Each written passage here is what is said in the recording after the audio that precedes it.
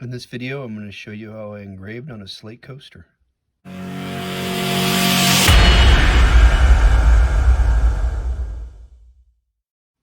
So before I engrave the slate, I'm going to make a jig so that I can get the placement on the slate perfect. If I was going to do more than one, I would make more than one circle, but since I'm just doing one, I'm going to do the one circle for my jig, and then I'll place the slate coaster in there, and I'll exactly have what I need in order to engrave it. Right in the center. I do it at about 60% power and about 170 speed.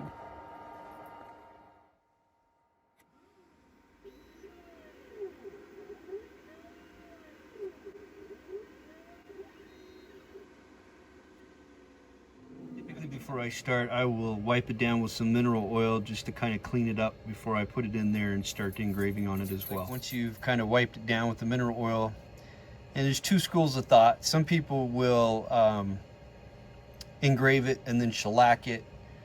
Some people don't. I've done it both ways. It just depends on the engrave. If you want the engrave to pop out more, sometimes you want to shellac it or seal it. If you don't care so much, then you can just leave it blank. For this purposes, the ones I've done, I've just left without doing anything, and the mineral oil will eventually dry off of it. Then if you later decide to spray it with shellac or something of that nature to seal it even more, then I've seen that done a few times. You just put your coaster in where you did your jig, and you should be able to put the image right where you want it.